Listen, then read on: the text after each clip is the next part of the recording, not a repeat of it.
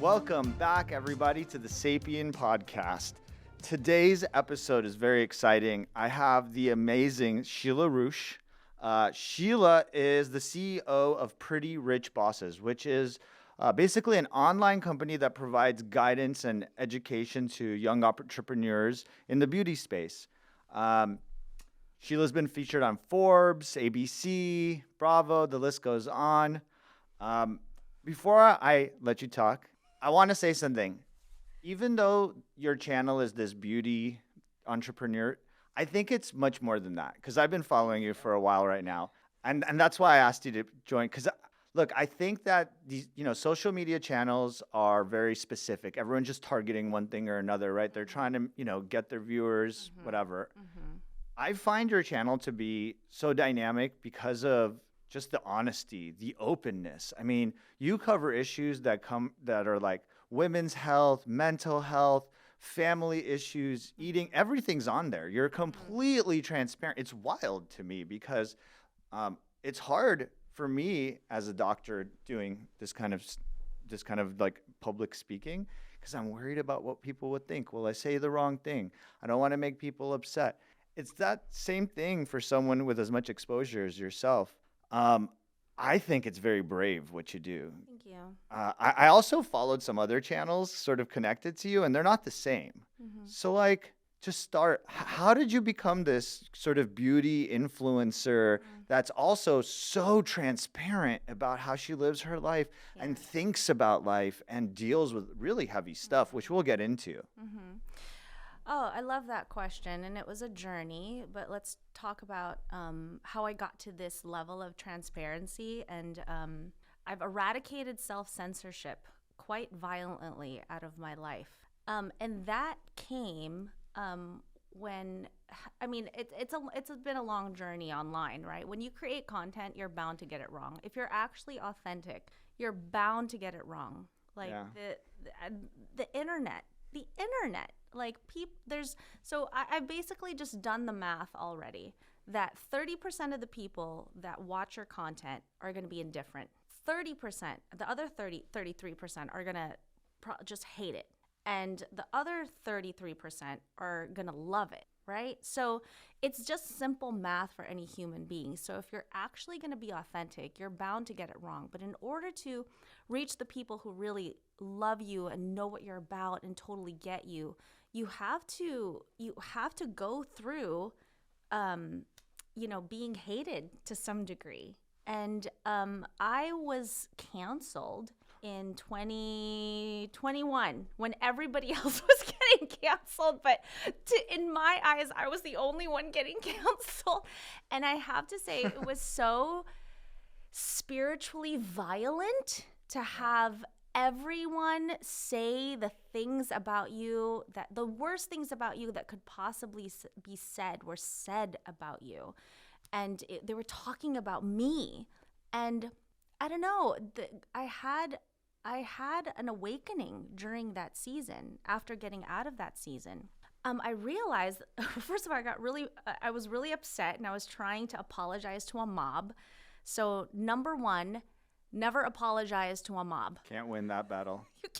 You never apologize to a mob, but I tried, and I failed miserably. And but what I got out of it was the awakening that, if you're truly authentic, you're bound to get it wrong. And I just said, you know what? If I'm trying this hard not to offend, and I'm gonna offend anyway, so I just said, just F it. Let's just be ourselves. Sheila, let's just be ourselves. And so you got to do it. I actually was so grateful for that experience. And I say this all the time, and I say it to my mom, who says, oh no.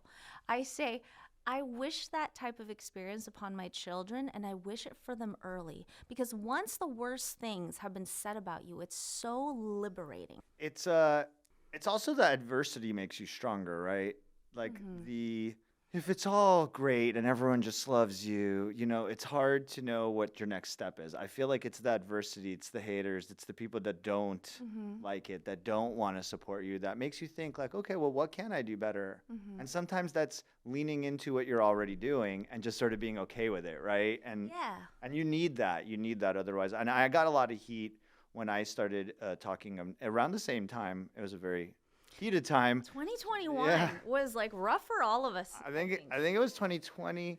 I was pretty open about my feelings about the COVID thing, and it wasn't really anything about the vaccines or anything. It was mostly like how we're approaching the lifestyle medicine part of it. Since I am a lifestyle medicine doctor, I'm like, well, what about all these things we can do? And we got censored a bunch, and a bunch of podcasts got taken down, and I got really nervous. And my conclusion was, I'm going to keep talking about it. Now I am a real sensitive about that particular subject because I think it's really like hard for people to hear. So I don't really mention that specifically, but it's all the same stuff, the guidance. Oh, I'm so grateful for you staying true to your convictions.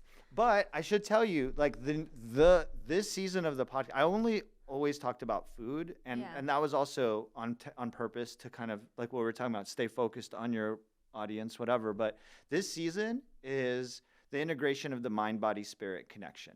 That's our line.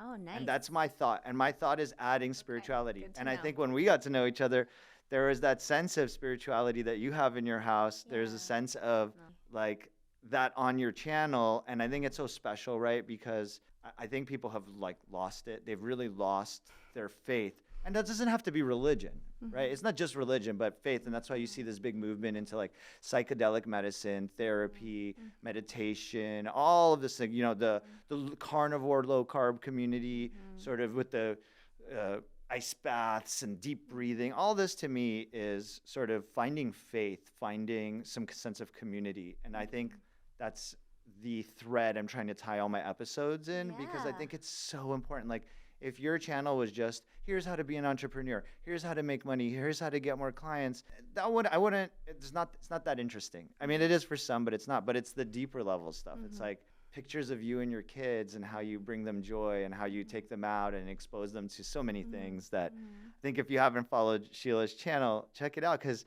it's cool. Like you and your husband really show them a broad range of experiences. And I think it's interesting for people to see probably, right? Because it's so atypical these days.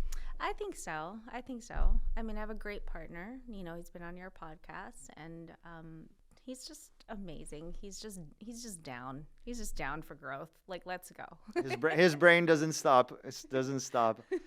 She's referring to Will Reusch, who was on a previous episode. Who's an educator and like just an amazing human that really has intense conversations about all sorts of things that people are afraid to talk about. We're here to talk about you. What inspired? Okay, so you went through this process. I know you mentioned to me when we met that it was because of COVID, the actual brick and mortar kind of business went away, and you switched to the online thing.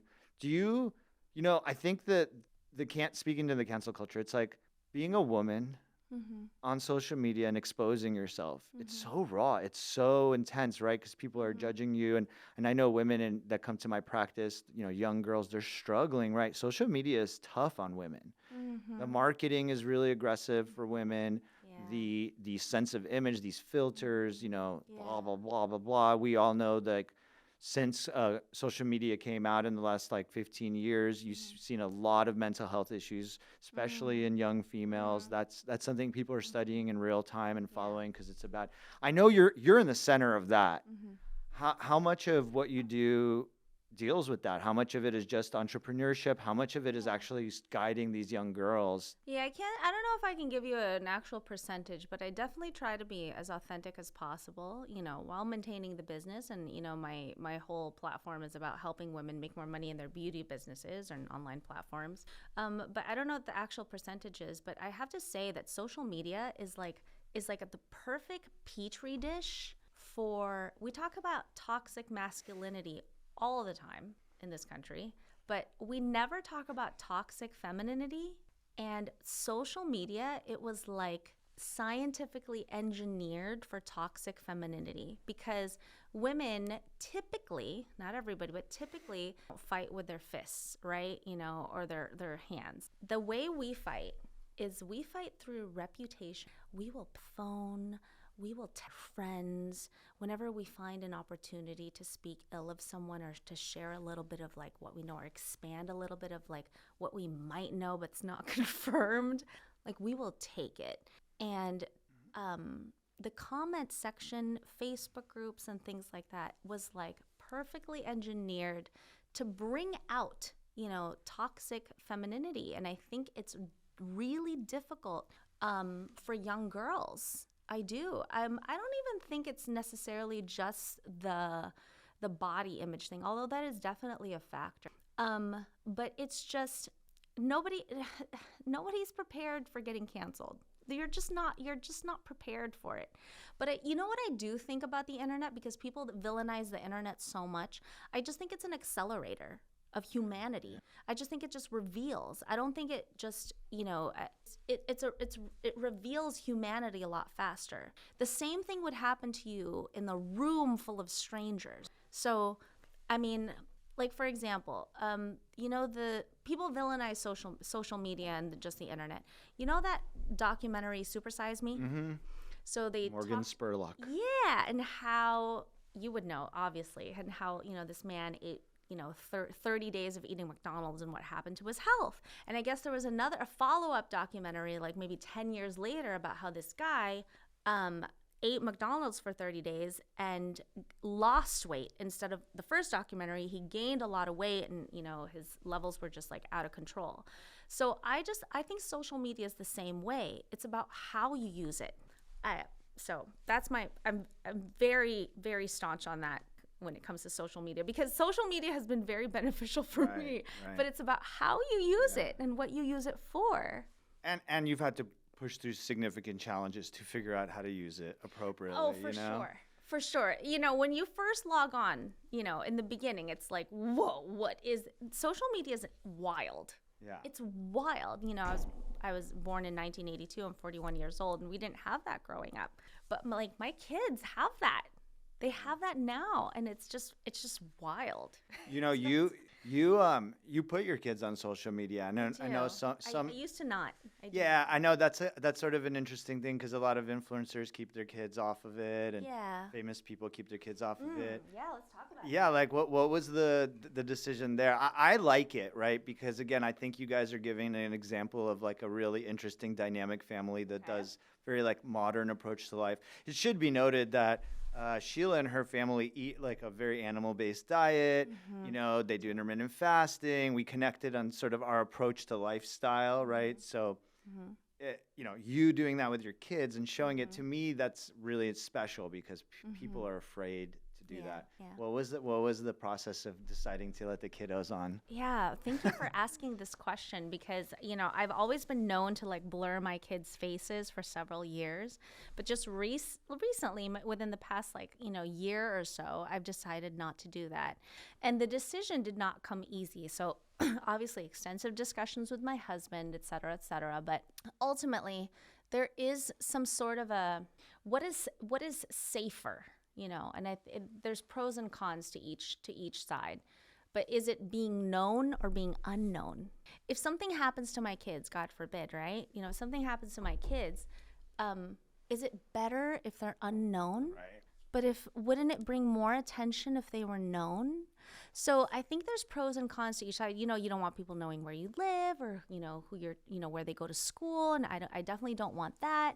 But I mean, there's also some security also. Like, I found a tremendous amount of financial security in building an audience, right? That's how I grew my wealth and, my security. And so there is something about that. And so I'm seeing all these celebrities and their kids. Like, I know where the Kardashians' kids go to school. They go to school down the street from where I live. So, I think there's, it's a personal discussion. I think it's a personal choice. But I just found that there was a lot more security, especially with all of these things going on in the world, in being known and having a voice. there's so much security in having a voice and having attention, then I've just weighed out the pros and cons and not the latter. Yeah. Well, and I would just add that the content's really endearing and adorable and is like a projection of a good sort of example of how to be with your kids. It's not. It is different. Like this, Yeah. I saw today you're like going full dance mode with your kiddo and that brings me joy. That brings me joy to see that. And I think, you know, in an environment where most people are just hustling on their channel, right? Yeah. It's just sales. Like Right. to include that is special and Thank it's you. vulnerable. You guys are in general, your whole family is vulnerable the way you expose yourselves, right? You have to, I'm sure that's something that you guys are processing because Yeah. both you and your husband have huge platforms Mm-hmm. and they're not like traditional platforms, right? Mhm. You say stuff that's going to upset some people and you Mhm. show a lifestyle that's sort of different. Mm-hmm. Mm-hmm. It's interesting. It's not even a question. It's so interesting because like, okay, I'll give you an example. Even like the meat, like Yeah. women are afraid to share that's the kind of diet they're eating because Yeah. in the culture, like I guess what you said, the toxic femininity. Oh my God, you got to eat plants and Oh my protect the God. animals. There's a crazy like push that has nothing to do with nutrition, by the way. It's all like a little bit of this virtue signaling. This is how I eat it special. And you don't care. You don't. Do you catch heat for these things that you show? Yeah, I do. But I'd catch heat for the other way too. You know, so it's like, What do so you mean? just be authentic. Let's say I was a vegan, I'd catch heat. Oh, right. You know, so I have people who tell me I have an eating disorder, you know. I have Even though every other video is you working out like right. a crazy person Right. and but- eating very, very low carb. and it's like I have an eating disorder, or you know, I have body dysmorphia and stuff like that. But you know, it's like I've come to a point in my life where I've realized that people just project their own issues when they criticize. There's a lot of that. And it doesn't matter, you know, how much this person went to school or something like that for psychology, or how, you know what I mean? It's like, it's people just, we have a tendency as humans, maybe I do it too, to project our own issues on the things that trigger us. And I try to be really watchful of that. The things that trigger me. It's like, what is this? What is this? And I know this is about me. You're thinking about what I'm trying. Yeah, you're like processing. This is all my issue. So yeah, I try to be really mindful of that. You've also, I've noticed a lot where you're very like open, again, not just with the family stuff, but your own personal battles, right? You've talked about all sorts of personal health things, issues with trauma, issues with your childhood, generational issues. Yeah. I mean, in the short time I've been following you, there's so much, almost like public processing of your shadow work. But and I would imagine for young women that are pursuing this, it's very inspirational. It's inspirational for me, and I'm not anything like you, just to see someone doing that because I feel like that's where we connect. I trying to do that as a physician as best as I can, and I have to really watch it. But like when you're doing that, when you're telling these personal stories, like I mean things from like mental health issues, I'll let you if you want to bring any of them up. Yeah. But like when you're doing that, to me it seems one, it's probably cathartic. Right? Because you're putting it out there. It's almost like doing therapy to yourself, and you have to be so like you're so vulnerable that it's sort of a release. Yeah. Right? But then at the same time, does it help? I don't know. I've never done that. I've never processed in public. I process my Try it. thinking. Well, I've done my thinking. So what part of my idea with the Try podcast is Yeah. how does Dr. Gary think? Just don't think like me, but at least you can see how someone who's been in healthcare all this time and is obsessed with it thinks, and maybe that's useful to someone, right? Yeah. How does that, like, how do you feel about it? Is it cathartic? Is it scary? Is it something you did intentionally? Did you come up? I don't know. Yeah. It's also a very interesting part of what you do. Yeah, thank you for recognizing that. I will hold your hand for your first therapeutic cathartic experience of sharing something super vulnerable on social media. I promise, Dr. Gary. But I didn't come to the decision like just flippantly. But you know, we have infinity to be silent. Literally, you will spend more time dead than you are alive. You know what I mean? Like every day is a gift. Every day is an opportunity to inspire somebody. Every day is an opportunity to let at least one person know that you're just like them. And I think that's the bottom line is I just think of that one girl that I can help today. Right.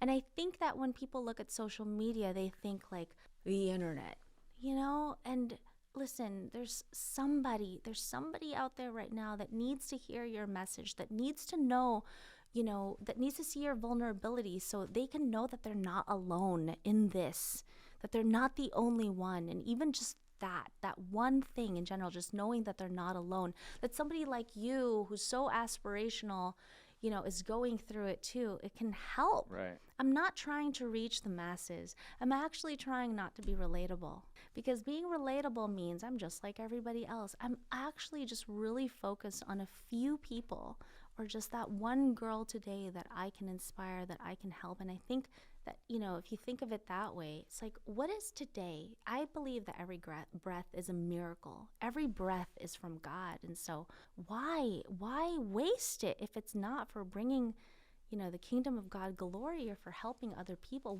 What is this for if it's not to bring people closer to God? So that's what I believe.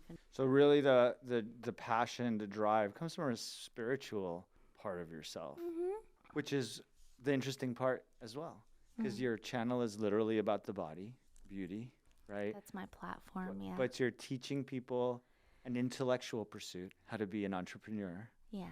And you're doing so with a conviction of faith where you believe that this is what I wanted to bring up to you, because that's in that order, exactly. That is to me how you actually help someone, right? Because you're acknowledging the physical. The physical is not, that you can't. We're visual creatures.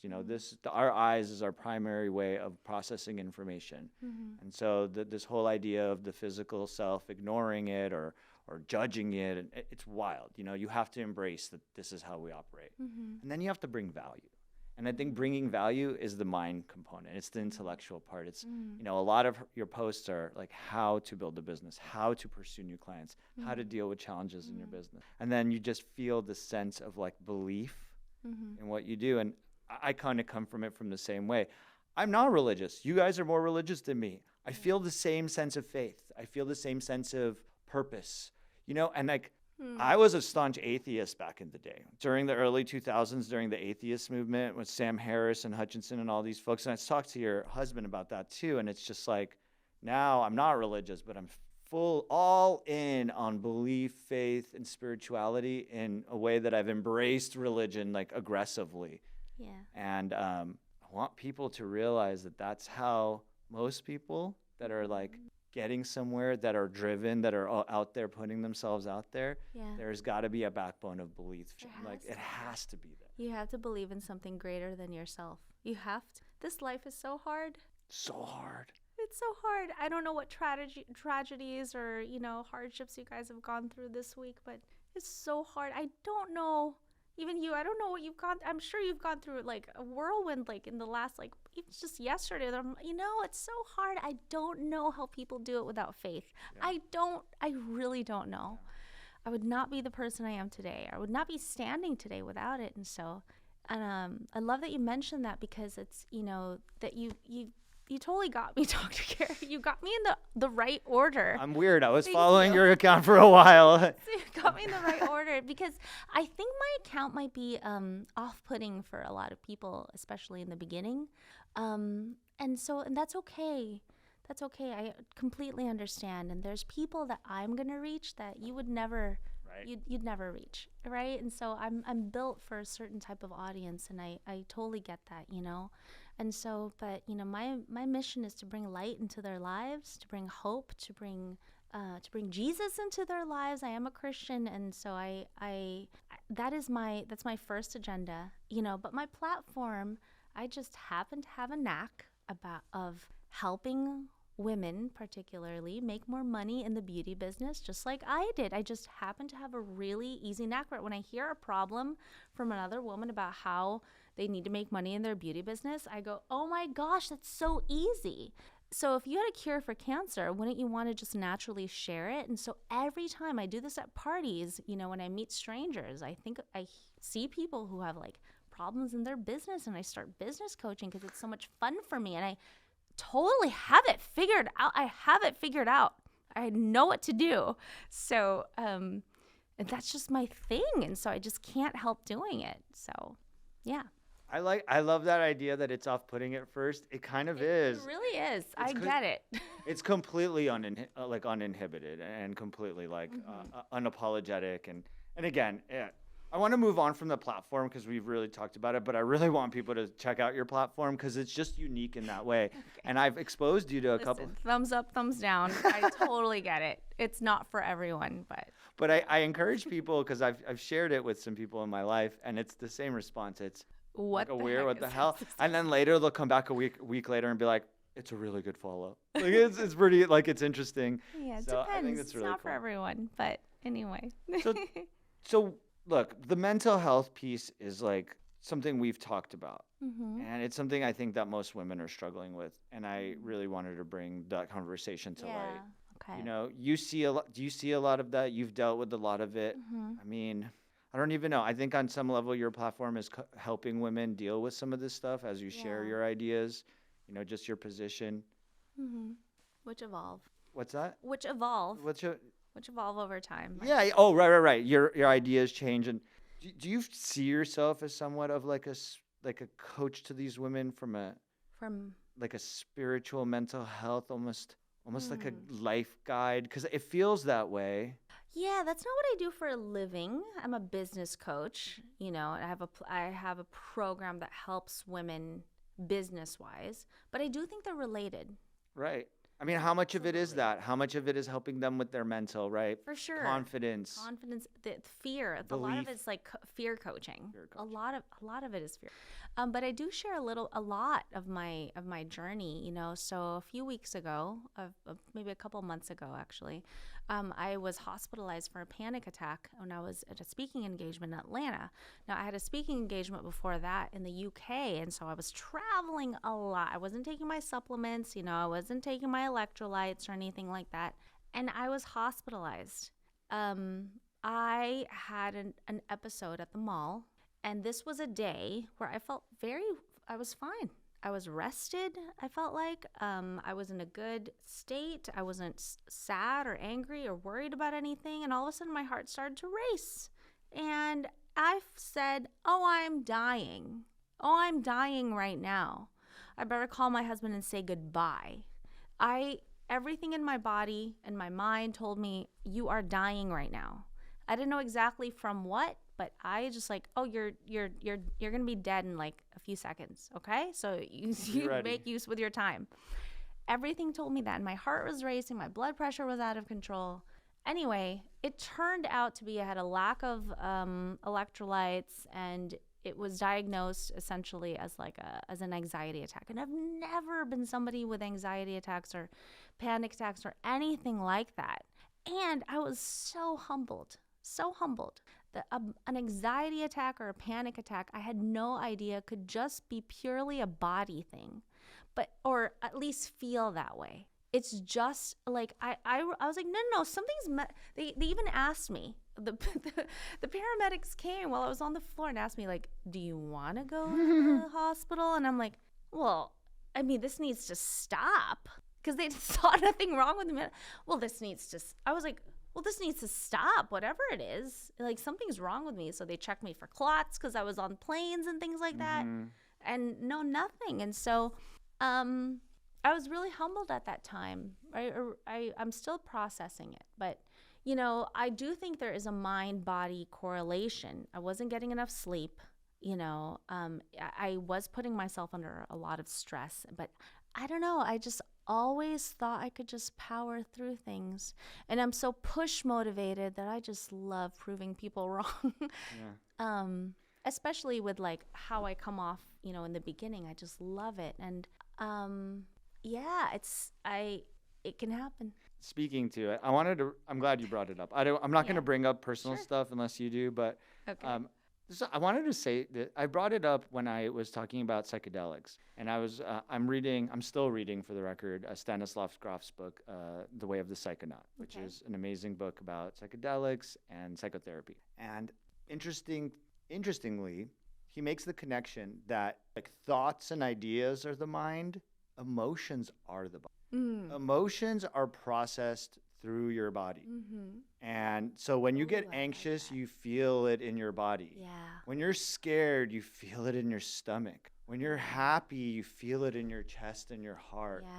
Like emotions are not thoughts. Yeah. They're a systemic physical response to stimuli. So So interesting. I bring it up because I thought about this when you were doing your exposure in real time. And I was like, well, that's the example of someone whose mind is so strong, so laser sharp focused, and has such a strong intent. Like you had your schedule, you knew you got to catch your Yeah. flights, got to talk about this, got to meet these people, whatever. Like that drives you so much that the feelings are gone. And eventually your body will make sure you feel your feelings. Yeah. Your feelings, it's like people that suppress, trauma from childhood, and then they end up with like chronic pain, fibromyalgia, and you can't treat it with anything. It's because their emotions are manifesting in this physical state because your mind is so powerful. You can block all sorts of stuff out. You can focus, be so future oriented that you're, in that moment that the present is irrelevant. Like what's Yeah. happening now, I don't care. I'm going over there. And eventually the body will catch up to you. The Yeah. body will let you know what is really going on. There's another book, The Body Never Forgets, something like that. So, yeah, it's aligned with what you just said. And yeah, maybe, so I don't know, but it could totally just be a body thing. Could just be a dehydration. By the way, if you get enough, I'm just saying, like, that it could feel that way. It's like, wait a right. second, I'm not upset right now. I'm not upset right now. Why am I having a panic attack? It's crazy. well, also being really dehydrated and not having enough electrolytes makes your body shut down, and then I was overly dehydrated, Brianna said. I was overly hydrated, actually. I had no salt. oh, It's the opposite. And that's a thing. we talked about that. Element. Well, Here we go. Element, Redmond's Real Salt. We talked about And Redmond's, yeah. just salt. Like it's so the last episode was all about me going through my pantry and like what foods we Yeah, that's use. why it piqued my interest when you said that. Yeah. So the first whole segment, I lost my mind for 20 minutes on salt. I highly recommend you. I've been waiting to brain Yes. dump on salt because it's one of these foundational concepts that changed my whole thinking with medicine when I made the connection of like, we recommend low salt diets. Then they go to Right. the hospital and I infuse you with IV salt solution. Then my kidney patients go to the kidney doctor and they're on a low salt diet and they get salt tabs because their sodium's low. And I'm like, it happens all the time. And then all sorts of wild stuff. And so they vilify salt Yeah. and people get confused. And I mean, it goes even deeper in the psychedelic discussion. It's like, oh, MDMA is so scary. No, it's not. MDMA side effect profile is actually really, really safe. It's when Yeah. you over drink water without any minerals Yeah. or you get dehydrated. So the salt thing is interesting. No, I was drinking like 64 ounces of water without any It had like food. 2 or 3 grams of salt with it. Yeah, so my lifestyle's changed. I drink Redmond's and Element now for I put in everything. Yeah, But yeah, that's a thing. it's a real thing. And it's a great example of how, if you don't take care of your nutrition side, That's it doesn't matter how strong-minded you are, you break down. I mean, it's impossible. No, it was a salt thing, actually. What else? So you and your husband and your family are really into lifestyle, right? Yes, It's very we are. focused on so tell me what is your approach with your kids? What is your approach with your family? Is it just the Sapien diet? We love the Sapien diet. So the Sapien diet is on our refrigerator. You told me that. It's on our refrigerator, and we subscribe to it as closely as possible. And then I think there is something about, being metabolically flexible, I suppose. So sometimes we're keto, sometimes we're high protein, but Sapien diet is where it's at. So yeah, we subscribe to, and I feel great. I feel great. Sheila's trying to plug my dietary strategy. It is really good. It's so simple. It's so easy to use. It's just an all-encompassing idea, right? It includes keto and carnivore and just people that are liberalizing carbs as well. It's not just about that. Right, exactly. And sometimes, I'll be like, I need some carbs right now. How did your kids take to it? So my kids, we try to. It's challenging because they were born at different times, and so the first kid is like off the chain. He's just like there's like no rules. Oh, right. The second kid is a little bit better, and then this third kid is like sapien all the way. Yeah. So it basically reflects like where you guys were at that time. Yes, exactly. Yeah. And so, I wish I'd have known about this sooner, was educated sooner because, it is all about nutrition, but I was so focused on aesthetics that I, developed what I know now to be an eating disorder. But, When was this? When I was in my teenage years and also in my 20s. I'm 41 now. So, yeah, all throughout my 20s, I used to starve myself. I never threw up, but I used to even it's so embarrassing. And I don't think I've ever said this on any podcast. I used to chew food and spit it out. That was a thing. And it was such a cycle. It was such a torturous prison to be in. And what it boiled down to was I had a lack of education of physical fitness. I didn't know. I just didn't know. Just wanted to be skinny and look pretty. I just wanted to look, when you're 20 is like the most important thing, I think, for a lot of 20-year-olds is to be hot. And so, I just was unaware. And so that's where education, I think, especially for women who are struggling with, self-image, come into play. And so now I have 3 kids, my motivator is longevity. And it just so happens the byproduct of that is a good aesthetic. And so, it's not just skinny, but muscular and fit and all that. Capable. That's why I think it's so important for women to embrace a more animal-based diet because it's just the lack of protein, the lack of muscle development. It's a real problem. And it's not necessarily a problem when you're 20. It's a problem when you're like 40 and 50. And 60. And you have bone density.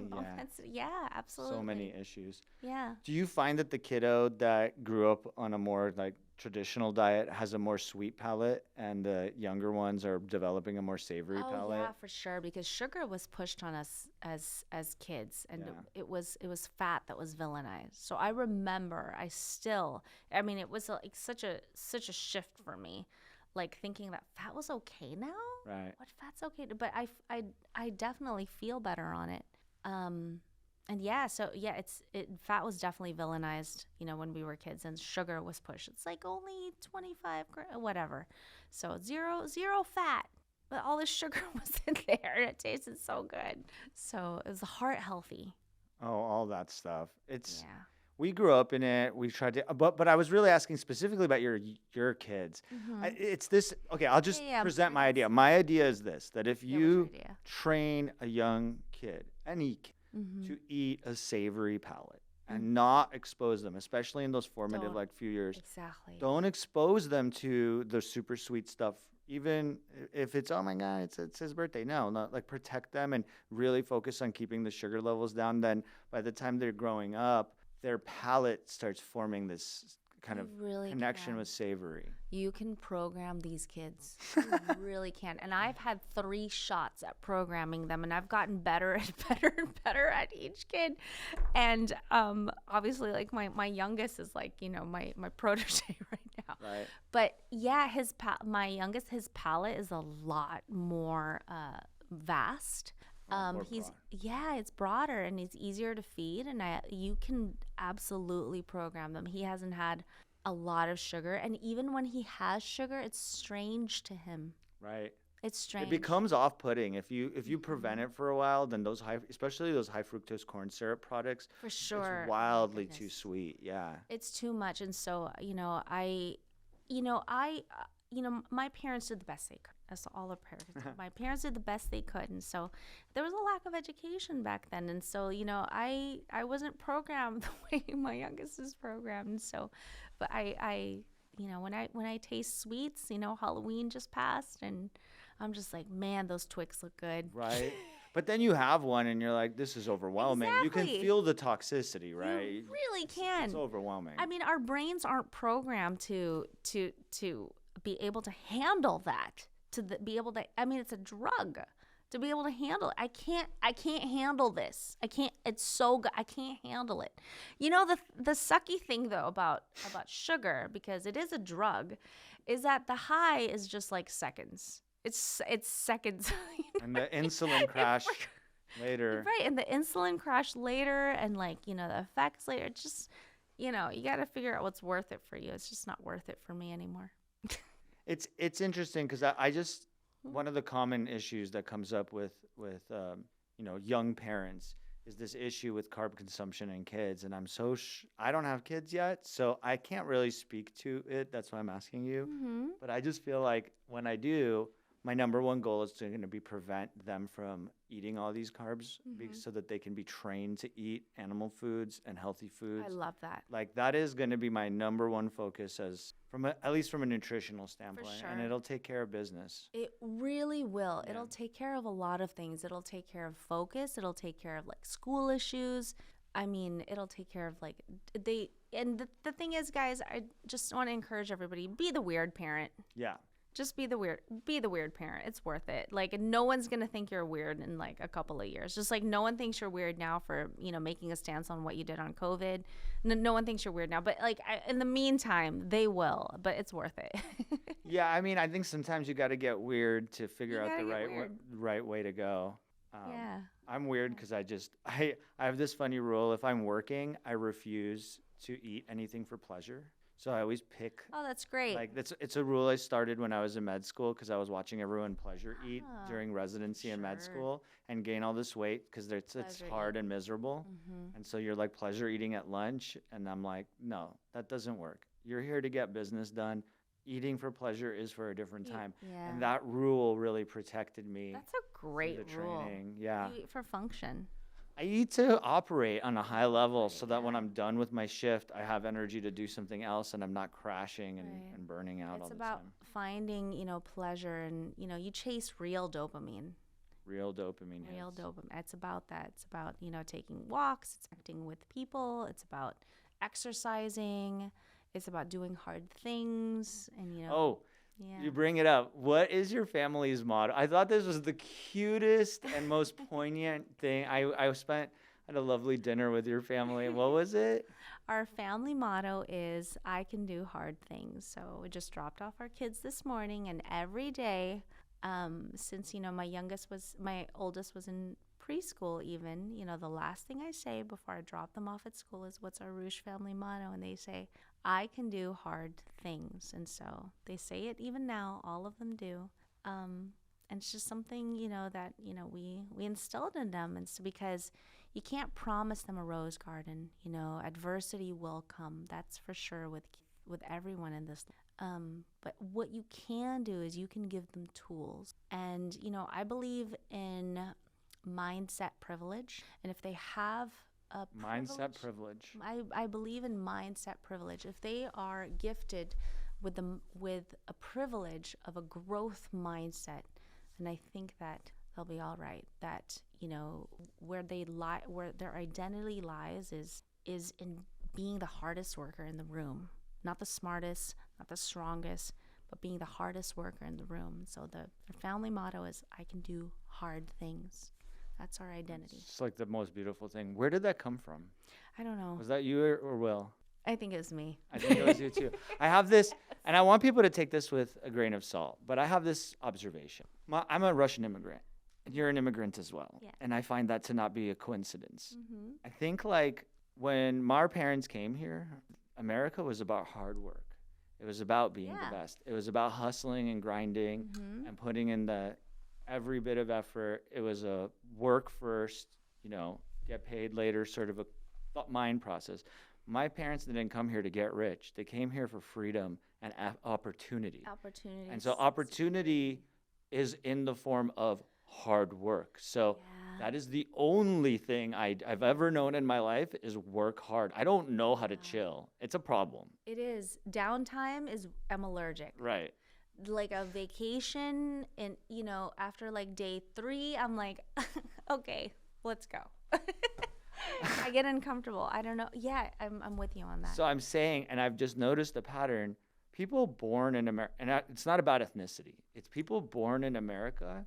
There's, especially the younger generation, there's the work ethic is not there. It's rare when I find people that have that instilled in them. I'm drawn to them. I bring them into my world and into my circle because it's so rare. Work ethic, like there's this other idea of talent, diligence and talent, right? Which is more important. It's always diligence. It's always hard work. There's a lot of talented people.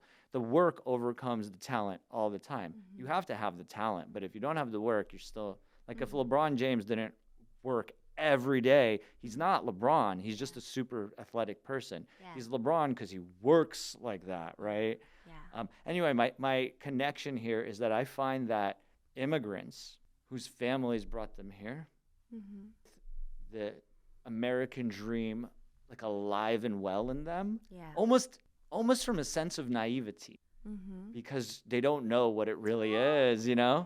And we are the ones actually pushing forward the American dream, actually going for it. And I find that with immigrants, and I think it's very American. It's a very American thing. It's not to say something negative about people born here. It's to say something about what America is. Yeah. It's a place where people come to grow and have this mindset. And I do worry that the culture is transforming internally to really discourage hard work and almost encourage like complacency and, not, and like leaning on your talent instead of leaning on the work, right? Oh, okay. Yeah, we're getting softer. Yeah. Well, now we're going to war. So as they say, times of peace create weak men. Yes. Right. So I think that those times are gone going forward here. So we'll see. You touched on something that really resonated with me, which is that there's an immigrant mentality where things aren't handed to you. So funny thing about the Barbie movie. So the Barbie movie, I had a love-hate relationship. So anyway, you know what? I grew up as a little girl in the Philippines, aspiring to Barbie. I had a lot of Barbies. And I thought, never once did I think that this doll was handed anything. I thought she must have done something really amazing and really hard in her life to be a doctor, fighter pilot, to have all of these Ferraris and things like. I was like, oh, I never once assumed that this was a man that gave this to her. So she gave me something to aspire to. So I was shocked at the Barbie movie where it wasn't about her working hard and getting all these things. She was just born with it. So I never assumed that, and I think that is part of the immigrant lens. Things aren't handed to you. And I like that you said that there's a certain naivete to us. There is there's a chapter in my book. It's coming. It's not written yet. But there's a chapter in my book. It's not written yet. But it's a chapter on uncommon optimism, which is a lot of times disguised as naivete. You are so dumb, Sheila Bella, right? Here's the aesthetic. You are so dumb. You don't even know it's not possible. You are so naive. You don't know people don't just hand multi-million-dollar businesses out to just anybody. You don't know that. You don't know that people are gonna be so turned off by you because of like how you present yourself. You don't know that. Yeah, I don't. So there is an element in successful entrepreneurs. I think it's just successful people in general. That is, it's a certain naivete that's necessary for success, and I think that is very aligned with the immigrant mentality. Yeah, it's like, of course, this is gonna work out, right? Yeah, you work hard and it pays off. Imagine that. But that requires a deep belief in that, because it's those moments of adversity that knocks people off the track of real success all the time. I mean, you have to. That's why it comes back to the Reusch family motto, because if you're going into it, not just I'm going to work hard, not just I can, but like not just it's I can. It's I will.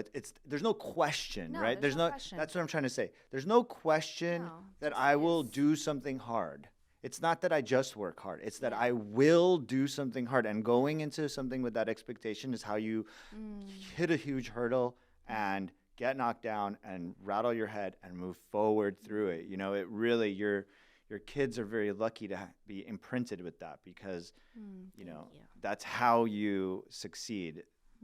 This stuff is not simple. It's very tricky, and it's only getting more tricky. And I do think it's also interesting, like people are all over the place with the social media, and you can figure it out. It's just like any other mess, right? Yeah, you just figure it out. I love it. What else? I mean, I wanted to maybe finish it with your faith.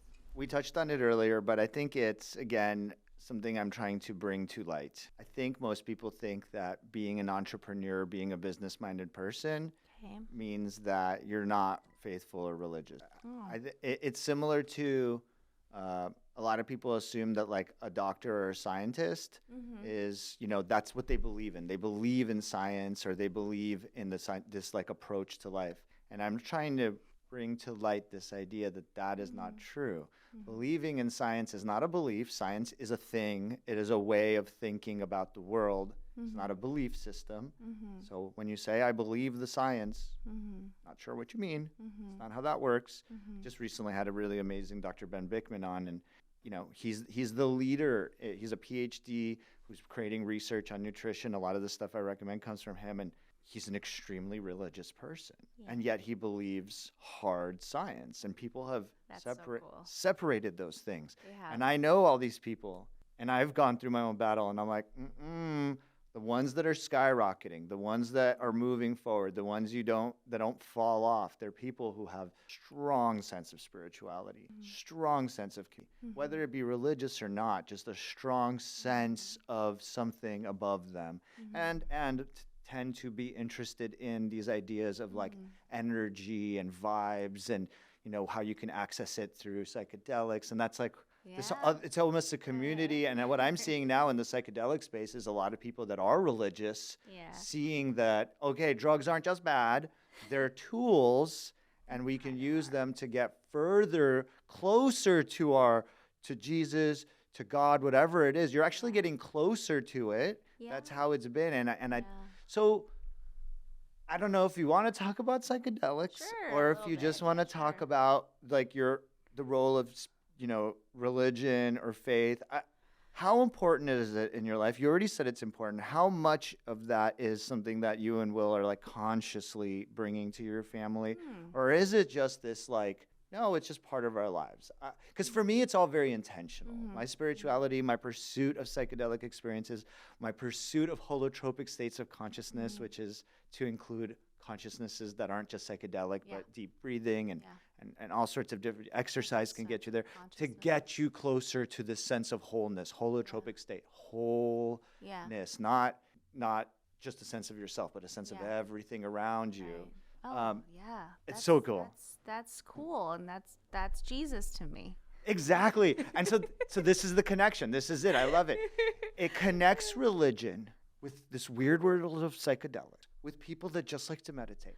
We're all doing the same thing, right? And as long as we're doing some version of it, you can move forward. And I do worry that people that are like, oh, I don't meditate, I'm not into it, I'm afraid of drugs, religion is silly. When they to push all that away and almost use just scientific method as their religion, it's a disaster. And I worry people are doing that. Or they use politics as their religion. I believe in this leader. Like, no. Leaders are good. Politics are fine. Science is fine.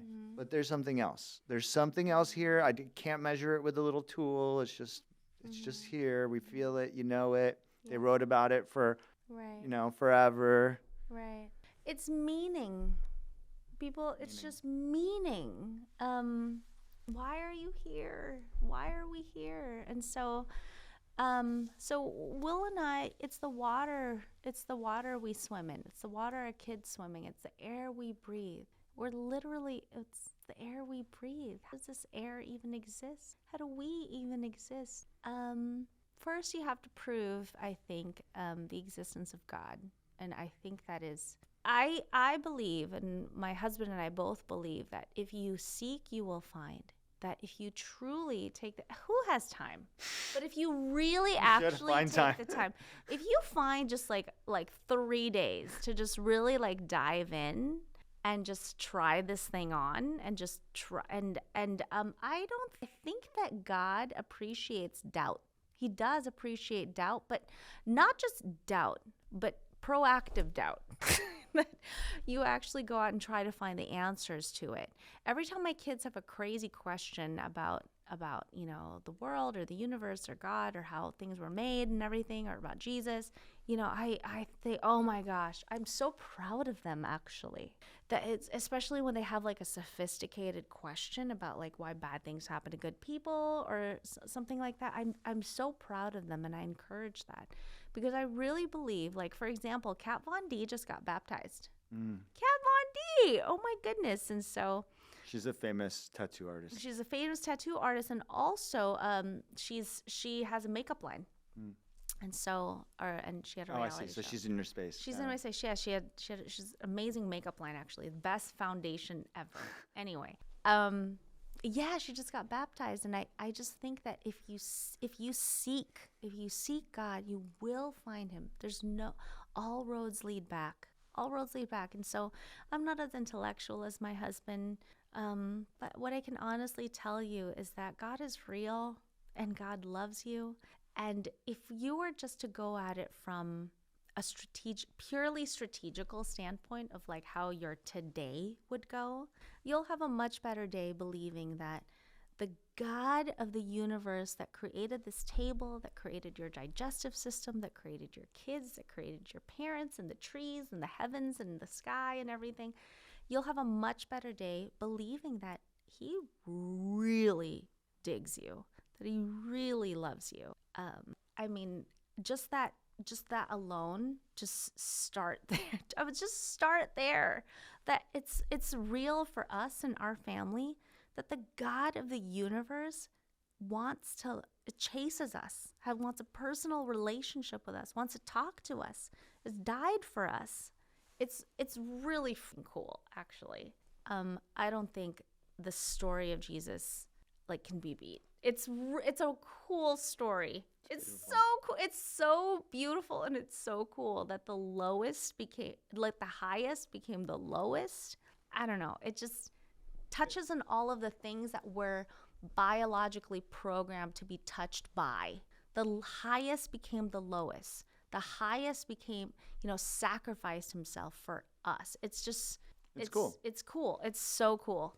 And I'll just speak to, it is inspirational. It is special. And it's a belief. So I used to challenge it like crazy. Oh, that didn't happen. This didn't happen. And it's like, no. That's not the point. You're missing the point. You believe in it. You have faith in it. Start there. That's what fuels you. Just start there. And there's different versions of it. And I just want to say that. A lot of Buddhism, a lot of what you actually said is very consistent with Buddhist philosophy. I have a lot of Buddhist friends too. I'm just saying, these things are not different. I've done a lot of reading and research through my life, and I find most religions to be the same. Like when you get down to even Scientology, and my friends hate me for saying this, but I have a lot of patients that are Scientologists, and I've had very fun intellectual conversations and philosophical ones, and it's like a lot of successful people are Scientologists. Well, what you just realize is the commonality is belief and faith in something greater than you, and that thing giving you guidance through difficult times for like moral, ethical, and spiritual, especially spiritual crises, which people don't realize they're going through all the time. Yeah. When the world is crumbling around you or something horrible happens to you, it's a spiritual crisis most of the time what you're going through. And if you have no spirituality, you have no way to heal that crisis. So like I keep trying to make this point that whether it be Jesus or Allah or L. Ron Hubbard, it's how you use that tool. It's how you use those ideas. And I find that most people are using them in good ways. And even in these times of some kind of religious battles, I think most people actually have the right heart, their heart's in the right place. It's just all very confusing. So I want to sort of thank you for sharing that, because that is exactly what my point is. Yeah, it's Have faith. believing that, when bad things happen to you, which that part is guaranteed. Success isn't guaranteed, but that part's guaranteed. That believing that, it's happening for you. That's huge. That's a huge coping skill. Just believing that this thing is happening for you is huge, and finding the truth in that, truly. And we all know how important narratives are. That's a narrative That's that will absolutely drive you, as opposed to the narrative of there is nothing else matters. I'm just a bag of bones and blood, and I don't exist after this life. I think that's a hard way to get through life. Absolutely. Whatever you end up believing, Tough. whatever belief system you anchor to is better Yeah. than being completely vapid and sort of lost in the spiritual realm, Yeah. because it will catch up to you. Absolutely. Absolutely. Just believing that there's nothing. There's no point, So, yeah, I feel for those people. We just got burglarized, by the way. I know we're ending this, but we just got burglarized like a couple nights ago. People were in our house for 12 minutes while we were upstairs at 11 o'clock at night. We were sleeping. We sleep early. And I just thought about like these two kids who were in their 20s, came in and stole my husband's wallet. Wait, the threat of losing their lives probably wouldn't be enough to get them to change their ways. They're already probably suicidal. They were like, cool. Whatever happens. Yeah. So yeah, it's been a crazy couple of days, but just having compassion for them really Thinking helps. where they're coming from. Basically, they're going through a spiritual crisis if they're making such a terrible decision. I can't imagine. Right. Sheila, thank you. I think people need to hear this. I thank you for being so honest and open, and not just here, but like all the time. Every time I see you anywhere, you're just this bright, beautiful, open person, and thank you. Where can people find you? I'm sure there will be women and men that are attracted to your message. Where can they find you? You can find me on Instagram at @RealSheilaBella, or you can check me out on my website, SheilaBella.com, or on my own podcast that just reached 1 million downloads. Pretty Rich Podcast. You can listen to it, but if it's not your jam, recommend it to any beauty entrepreneur or young female that's that you know of. It's a great tool. So on that note, thank you, Sheila. Thank you all for listening. And till next time, goodbye. Bye.